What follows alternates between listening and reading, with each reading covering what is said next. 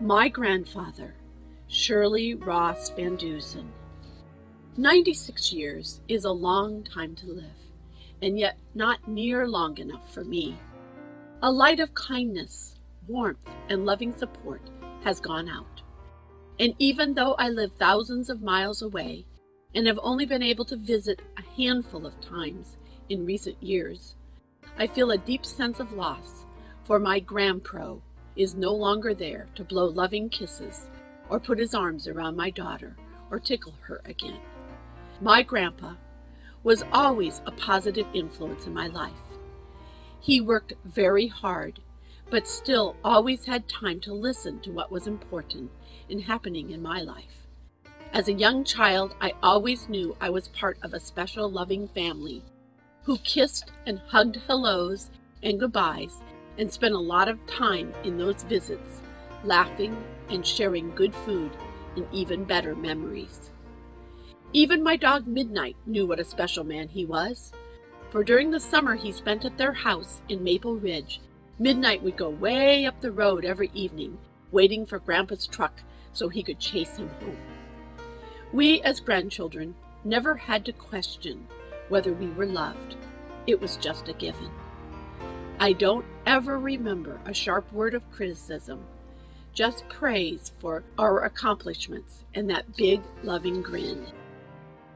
I learned many of my values from watching my grandpa work unreservedly for his churches in whatever capacity they needed, and always being that quiet, constant source of strength. Camp meetings at Grand Ledge were so special as I grew up, and my fondest memories are watching Grandpa with tears rolling down his cheeks when something touched him or a speaker was particularly funny, like E.E. Cleveland. This had such an impact on me that from an early teenager, I always said I wouldn't marry someone who couldn't cry. My grandpa could come home from the limestone quarry, covered in dust and dirt, and yet he cared about his appearance. His hair seemed to only get prettier with age. They say as we age, we become more of who we are. And I am so proud that wherever my grandpa was, even in the hospital or nursing home, he had a sense of humor and didn't complain, and everyone who cared for him commented on how nice he was. My sense of how special Grandpa was only became stronger after I had Carissa. The pictures of him holding her as a baby are very special to me. But the most amazing thing is what a huge sense of loss Carissa feels when she has only been to Florida 4 times in her short life.